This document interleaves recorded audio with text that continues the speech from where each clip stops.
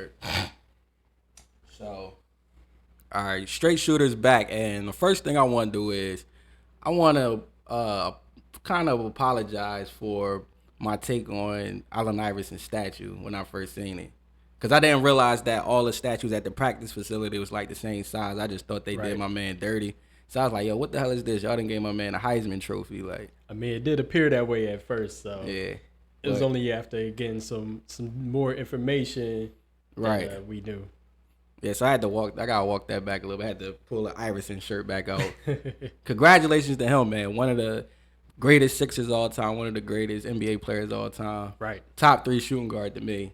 No, I say top 4. 4. Yeah. 4.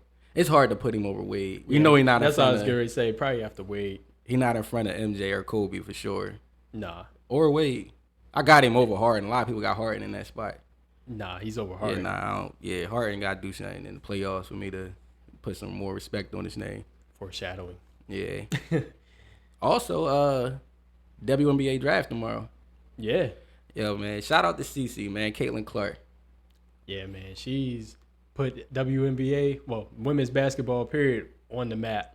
Would you say she has the most impact ever as a women's basketball player?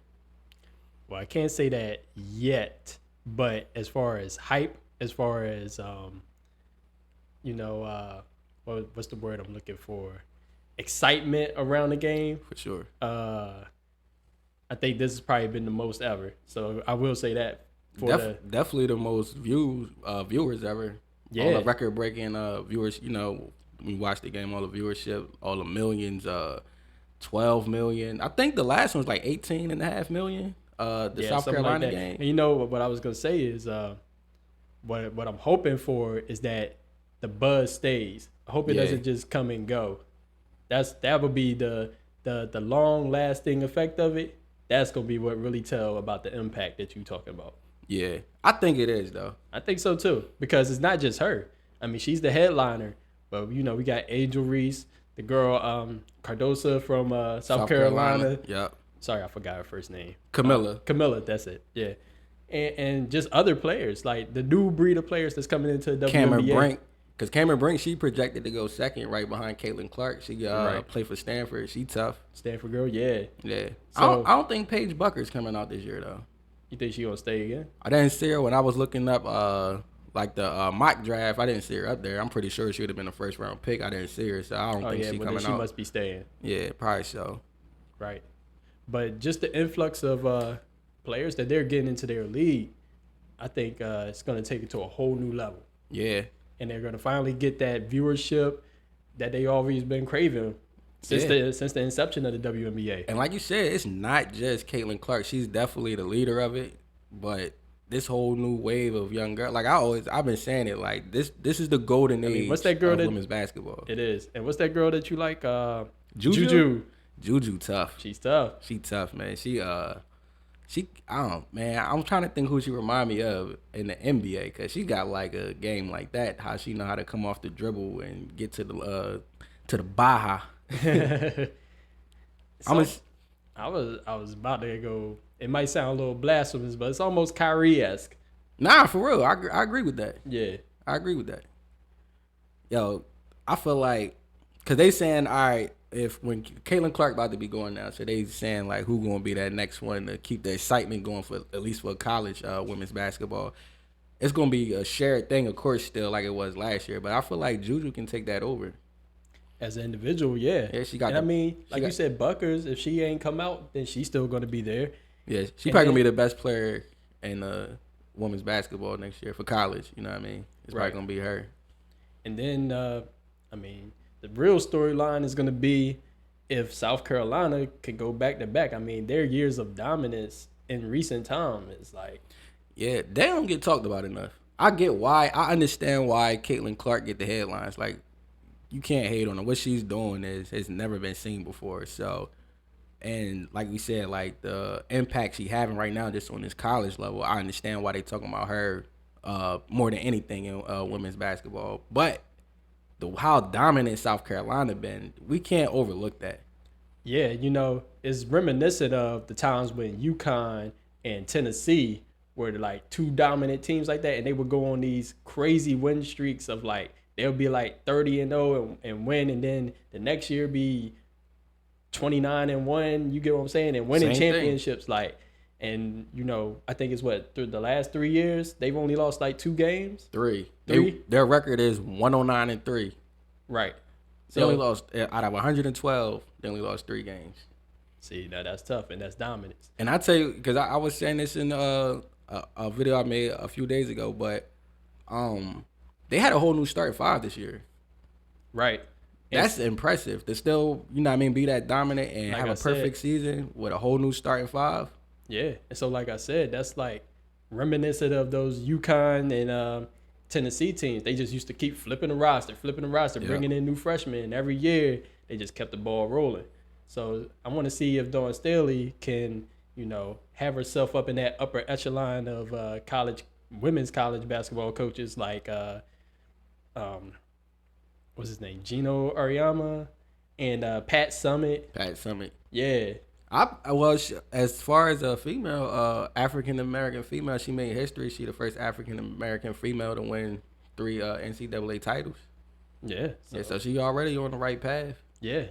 I think she's gonna do it again. I hope so too. I mean, not necessarily because you know I still root for Duke, but of course, right. And Duke is kind of like in there, but they not of that echelon. Why does Duke get so much hate? Like a lot of people just be like anybody but Duke.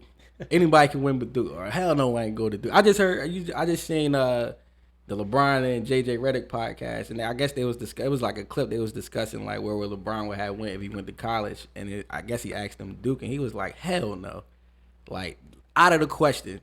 But everybody love Coach K though. That's the part I don't get. Everybody love Coach K, but they hate Duke. I think there's a thing of the reputation of Duke is kind of like supposed to be these uppity, high class, preppy, rich kids, that snobby, that kind of thing. It's like an air around the university itself, and that's kind of why I can see that. But people, I mean, it's a class thing. It's kind of a little bit of a racial thing. It's just the way the perception is of the university. It is taken out on in basketball specifically, because that's one of our, you know, our major, most competitive sports. Yeah, for sure. Yeah. Yeah. So, I mean, and you know, it kind of stemmed from when Christian Laettner, that team with Christian Laettner, and eventually Grant Hill got on that team, which that's what made them champions. But Christian Laettner and Bobby Hurley were like the already established players on that team. And, you know, all the hype back then was around them because, you know, they was looking at Christian Laettner to be another one. You know how people like try to say, oh, the next MJ? Well, Christian Laettner was supposed to be like, oh, the next Larry Bird kind of thing. I think I was young, but I think I do remember the hype. I mean, you was young, so I mean, but I remember that because that's when I first started liking basketball. That was the age. And Christian was like that in college. So wasn't they mad at him because he beat out Shaq for a spot on the Dream Team? That's another reason why that people, definitely should have been Shaq, but it definitely should have been Shaq though. I ain't gonna lie, you know. Right. We talking about Shaq. Shaq tearing down rims back then, like. But what was I gonna say? Yeah, back to the prestige of Duke. Like, it's just people just, like I said, they hate on it because Duke carried this aura of like this superiority, like as if everybody there looks down on people or something. I don't know. But I don't know what it is. I'm not the Duke fan. You know what I mean? I respect them. I don't look at Duke like, ugh. That's how they look at you. Right. And I didn't know that Duke was really hated like that outside of the North Carolina fans. Right. Until, you know, I came up here and found out that people up here hate Duke. And I'm like, damn, we not a rival to none of the teams up here. But it's like, how y'all love Coach K and hate Duke? It just don't make sense to me. I really just started noticing that part of it, I don't know. Because Coach K is the one that gave us the prestige. He's the one who built the program from the ground up. Yeah. So how you gonna hate his team but not hate him? So you're right about that. Yeah, I just don't get it. It's just something I noticed. I don't get it. But yeah, shout out to the ladies where we started at talking about college, man. The WNBA draft tomorrow, man. Right. I'm just excited to watch this new wave of young ladies, man, because they excited, man. Like, cause we always had great women players. Like I said, Candace Parker, Maya Moore, Lisa Lett. Like, it's a ton of them. Taurasi, Sue Bird. You can the list go on and on. But they never had this amount of eyes on them. They never got this much attention. Right. So, shout out to this new wave of ladies, man. Keep doing your thing. Keep pushing forward. Absolutely. Before we get into basketball, I'll let you hear. I'm hype about this rap beef going on right now. I feel like it's like the early 2000s. Just let me listen to that earlier. Yeah, I've been waiting on this. Yeah. And I'm surprised at Ross, man. Ross, he killed that. When I first seen him, I'm like, we know Ross can rap, make songs, but I ain't expecting him to come like that. He held it down. Yeah, I just like for the fact that he kind of came at Drake the way Drake came at Kendrick. Yeah, he just kind of like young boyed him, like, yo, like, right? He was calling him white boy. It's like you was basically saying like you was the dude that was just hype to be around like the activity, but you ain't really like that. Yeah, you know how it is. It's like kind of like when you get a suburb dude. That's what he they hang out with hood yeah. dudes. So yeah, I mean, I have said that, you know what I mean. A lot of Weezy was the perfect mentor for him because he got with Wayne and Wayne was at the top of the world. Yeah, you get what I'm saying. And instead of being next to Wayne and still being as talented as he is, like, you know, Drake, because he definitely went in on everybody. Like, I'm like, whoa, like, yeah, crazy. Yeah, now they know the clock ticking. I'm waiting to see what Kendrick gonna do. I wish Cole wouldn't have bowed out, man. You know what I think it is though, because I definitely was mad. Like he still shouldn't have apologized. Once you said what you said, you supposed to stand on that. Exactly. But I think like he really wanted to be on some like, yo, we all cool, rappity rap. Who got the best bars? And I think Kendrick and Drake, they really don't like each other. So he kind of like the friend in the middle, like, yeah, damn, I don't want to seem like I'm picking sides. Y'all really trying to like end each other's careers. I'm just trying to, be on some hip hop stuff. Like, right. He would probably rather do a track together than do diss tracks against him. He probably just be like, let's get on all the same song. You already know that's more the type of time he on. And let's see who got the best verse, which I think he rapped better than both of them. Me too.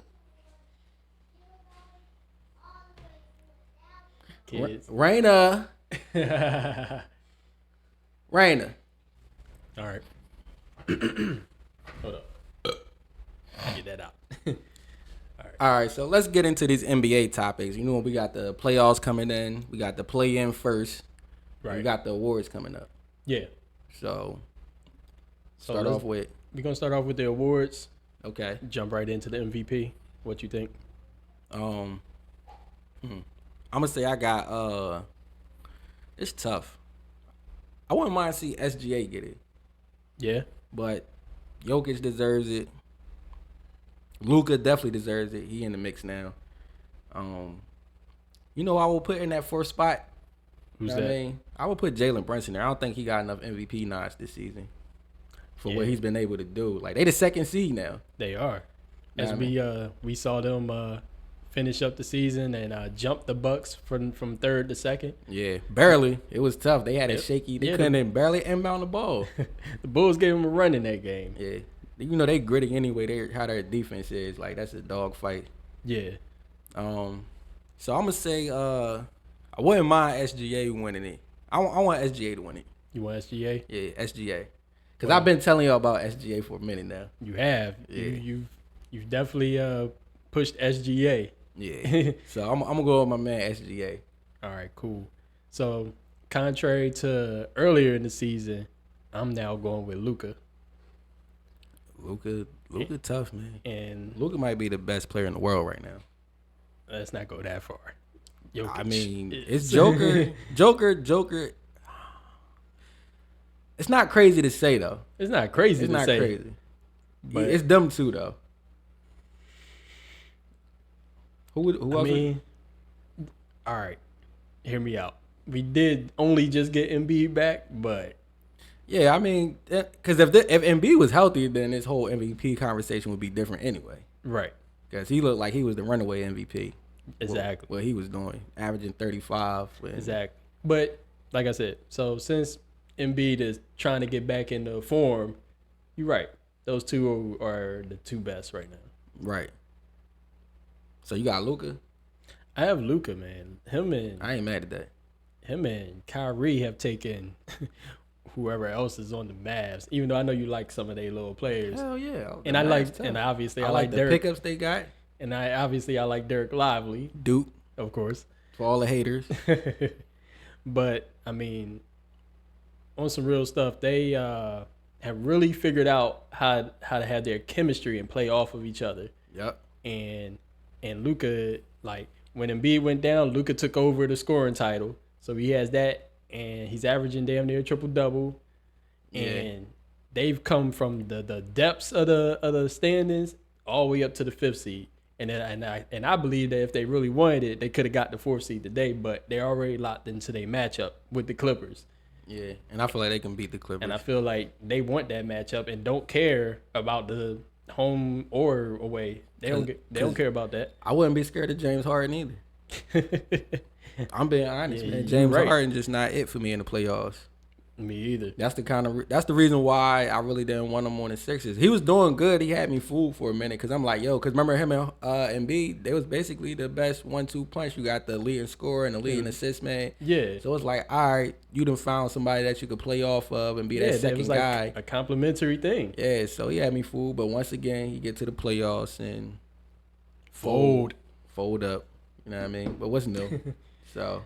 Yeah, I definitely got and I feel like I forgot him and Kyrie had smoked before anyway. Kyrie gonna take that personal from back when they was on Brooklyn. Remember that's why he came to us when they said Kyrie was cooking him in practice. Like, yeah, you washed now. Like calling him out. Remember? Yeah. So I feel like Kyrie about to go crazy. Oh yeah, he's gonna. Yeah, another Dookie. Of course. About to be on this Duke thing now, huh? Yeah, because our other homie, he a Duke fan too. He said UNC fan.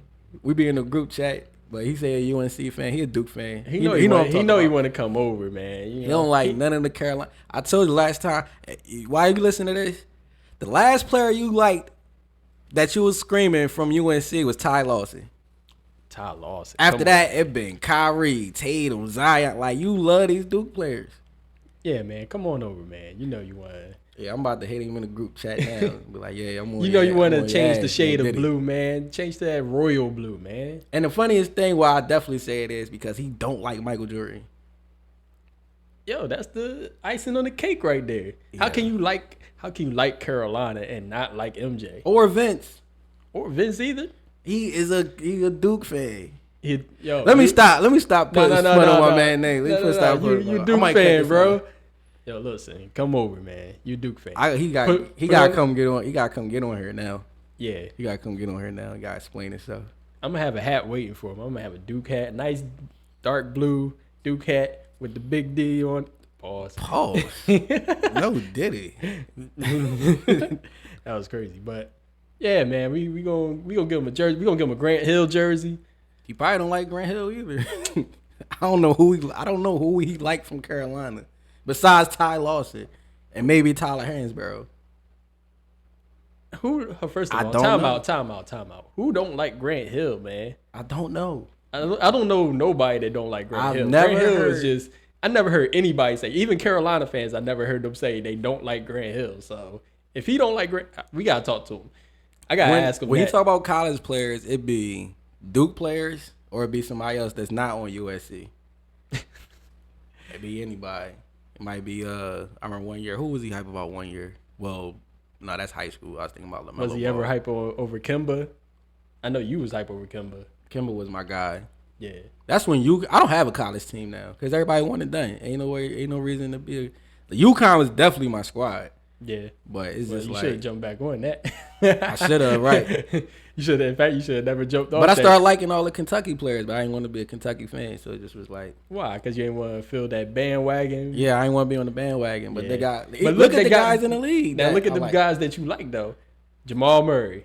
I was telling you about Jamal Murray. SGA. Even Booker before, I do like Booker, but that's your guy, though. Yeah. Well, remains to be seen. He got to reprove himself. I mean, what he doing wrong? It's not what he's doing wrong. It's what he's not doing right to the level that he need to be doing. Because this seems like a Durant team when it should be a Booker team. I mean, he was there at first, but who's actually the better player? Is Kevin Durant still better? Yeah. In his old age? KD is still better, but is Booker's team. He was there first. He's their star, and he's the one with the youth. He's the one that's in his prime. He's the one that, in however many years KD decided to keep playing, he's going to be gone and Booker's still going to be there. He's the franchise player. Yeah. This is his time to lead the team. Maybe not necessarily be, because of what Durant can do, especially scoring, he's going to be perceived as the best player. That's what I was going to get on. But as far as leadership goes, I mean, we know KD, even though sometimes he try to say he a leader too, we know he not really built like that to lead. We know he's just a hired gun. He do what he do. Players say he a good leader. The players that play with him appreciate his leadership. They say they do, but we don't. But do you see it? Do you see? I definitely wouldn't say he the greatest leader. I mean, do you see his leadership? Do you see him being a leader? Other than like lead by example, is like he get out on the court, he hoop, and even now he's more taking like the defensive side of the ball. I never thought he got enough credit for his defense. Yeah, you talk about that a lot, and so especially in the playoffs, like he'll take on the tough assignments in the play. Like if you go look at that Denver series last year. When he was trying to take on Jokic. Yeah, because Ayton was up there being soft. I'm just like, yo. But lead by example, that's cool. But they need a vocal and mental leader. Guy that's like, yo, he's the guy that glues the team together and gets them to follow behind. KD not that. No. He's not that. It's really just by example, all hooping. Yeah. Devin Booker need to step it up. That's for sure. But it's, like but I said, if Kevin Durant's still the best player, then I mean we can see that. Even though we can't see the leadership, we can see that he's the best player on the team. I mean, yeah, it's KD, and he hasn't fallen completely out of his prime yet. So right. So yeah, where was we at? I mean, we just did the MVP. We did the MVP. Let's go to defensive player. Shit, I want to give it to Wemby. But nah, they ain't winning. It ain't got no impact. I mean, this the thing though. Individually, Wemby's having probably the best defensive year out of everybody in the league. Yeah. The problem is it's not best defensive year out of any rookie ever. Yeah, for sure. But it's just not translating because his team is so terrible. See, this is one of those awards, and MVP is like this too, in my opinion, that you need your teammates' help a little bit. Like, you can't be the best defender by yourself in the league because it's a 5-man game. So if your team defensive rating is low, even though you excelling, you're not gonna be. It's gonna look at like you really ain't got no impact. Yeah, that's true. Because what Chet doing for the Thunder got way bigger impact on his team than what Wemby doing on the Spurs. Yeah, and my candidate is still Rudy Gobert. I think I said that the first time too. Yeah, Rudy gonna get it. Mine's is and Rudy Rudy's too. Probably gonna get it. And Minnesota all year long has been the number 1 rated defensive team, number 1 in points allowed. They've allowed the least points in the league, and I mean, it's just is what it is. Like, his presence has raised the level of defense. I mean, because even for the rest of the team, like, you got players like Ant-Man who stepped up his defense this year. Yeah. And then obviously Conley's been playing instead of being on and off the court. And who's you about to say? Jay and McDaniels. And, so, but all of them, their efforts together is on the wing and anchored by Rudy Gobert at the rim. And we already know that the rim protection is, even though you got to protect the 3-point line, rim protection at the end of the day is always that thing that really separates a good defense from the bad defenses. Yeah, that's why it's more value. I was going to ask that too. Like, what would it take for another perimeter player to get it? Because, when Marcus Smart won it, the last time before him was Gary Payton in the 90s. Right. So, for another wing player, probably not one of those. I don't know, because he won and he was like a point guard. But I would more so say it would have to be a wing player that's like a small forward type of player, like a 6'8", 6'9" type guy. That can defend that could defend a little bit. His man off the dribble and lock it down like that. And then also help out the bigs as far as protecting the rim, or even just with the defensive rebound. If his big rotates over, what's it called? Either block a shot or cause what am I trying to say? Like not deflect. I was thinking about the defensive rebound. Go ahead, my fault. I ain't mean to yeah, but that's what I was gonna say. I was gonna say get the defensive rebounds. You know, a player like that. You know, somebody like maybe like what Josh Hart does. You know, he gets a lot of rebounds and he plays good defense like that. So that's kind of like in that mode of player. Yeah, if he was taller, if he was taller. Well, yeah, he's not quite as tall, but that's the mode of player that I'm talking about. All right, yeah. You know, I thought was going to go for it this year. Anthony Davis. I thought Anthony Davis was going to come out this year. And just go out there and get it, because he could have. I mean, I wouldn't be the most surprised if he somehow snuck in and got it. But I wouldn't give it to him over Rudy this year. Oh, I wouldn't. Right. But I mean, why? Because he on the Lakers. Yeah. Oh, that's understandable. Yeah, that's like one of those media things. Yeah, I give it to Rudy too, though. But Anthony Davis has been playing very good. Hell yeah. I give him credit for being out there more, too. He had that one time he got poked in the eye and had to lead the game. I'm like, bro, is you serious, man? Right. But. And he just missed another game not too long ago talking about he got a headache. And I'm like, man, what happened to this dude? He better have caught an elbow to the face like Tyrese Maxey did to be having post-game headache. Protocol. Yeah, you get what I'm saying? Yeah. For him to miss a game after, like, come on, man. But I give him credit this year. He definitely he fought through way more little tweaks. He always tweaking something, but that's everybody. So yeah, he been fighting through that. He been on the court way more. So I give him that. Right. On to the next. Next, rookie of the year. We already know. Vic. Well, you said his first name, and I was about to say his last name. Vic Wemby, the alien. Right. You like his new logo? You seen his logo for the shoe they trying to drop? The no, alien I haven't logo? seen it yet. Let me see if I can pull this up. Yeah, it's tough. I guess he gonna be with Nike. Oh, okay. Why you look for that? What you think about Sixth Man of the Year?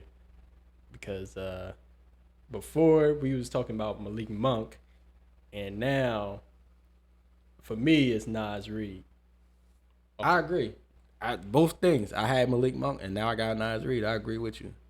I'm trying to think who else could be in the mix, because Bobby Portis was in the mix, but the Bucks been so bad that, he not in it no more. Right. And Norman Powell was kind of in the mix. And the Clippers, they cooled off too. Right. So yeah, I agree. Yeah. I like Nas Reed. Okay, so we on the same page there. Most improved. Maxey. Oh, okay. I was gonna say, man, you better not. What I was saying earlier?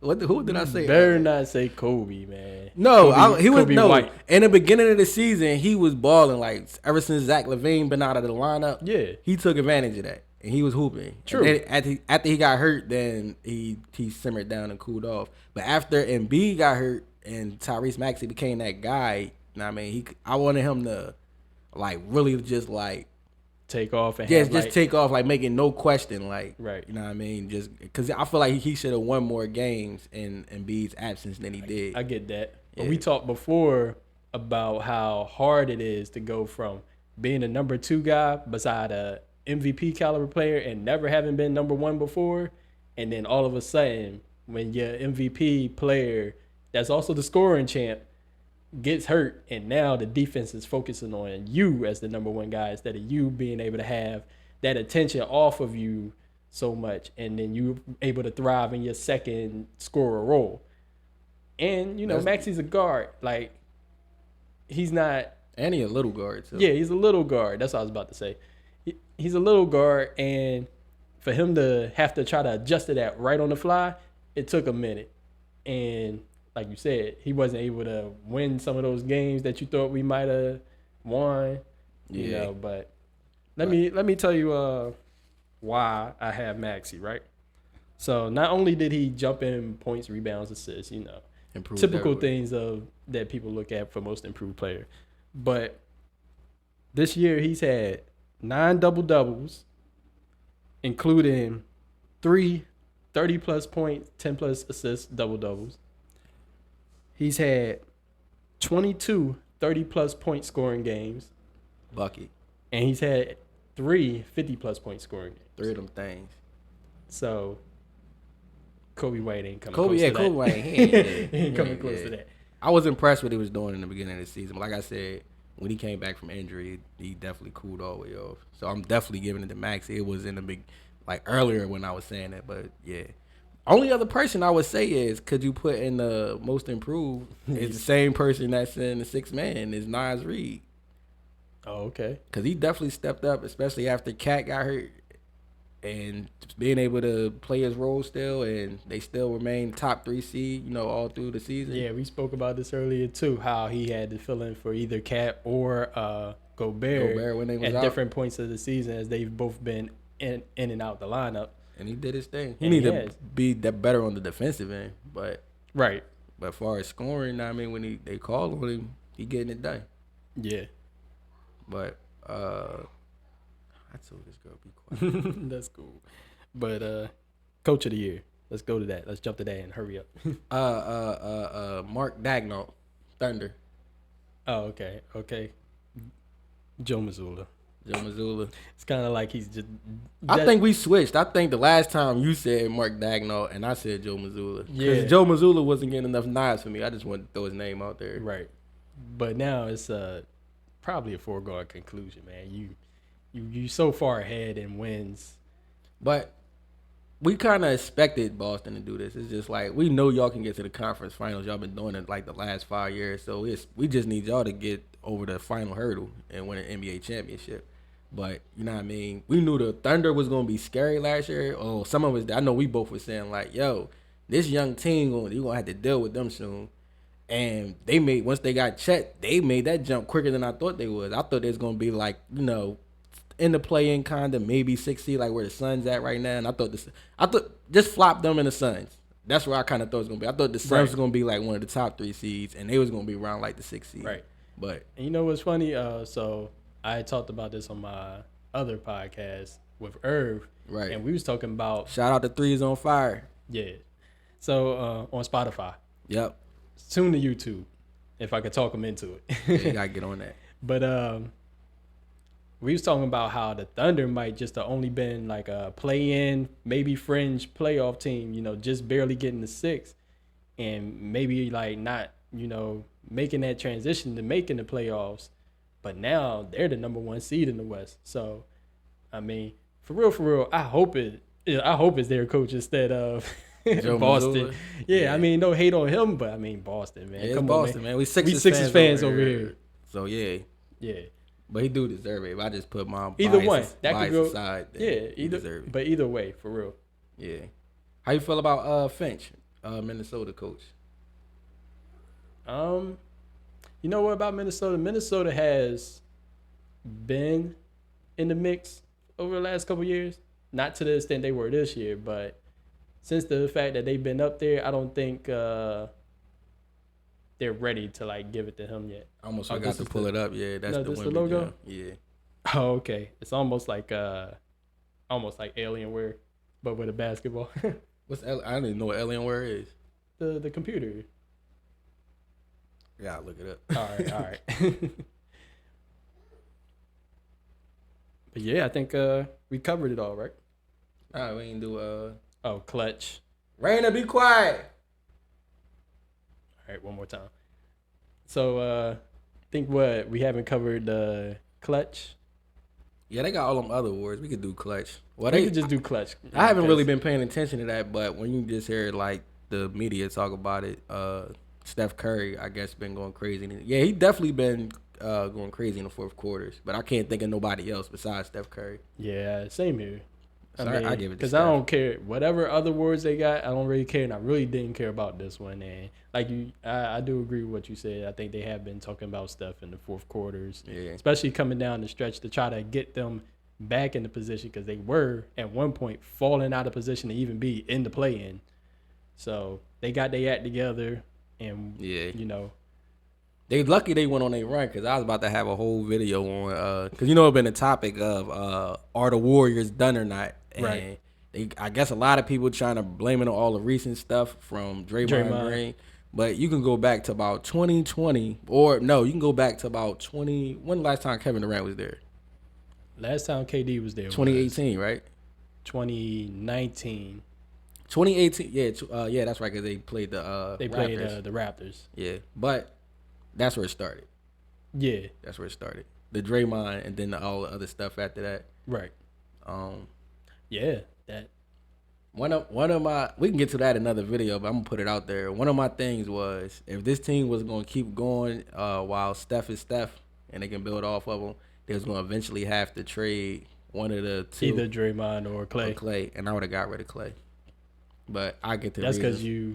because I feel like he was easier to replace. Yeah, like, that's what I was going to say. You feel like you could come across another player of his archetype rather than Draymond. Yeah, Draymond. He's such an anomaly of all the different things he do all together. Right. He's a different kind of player.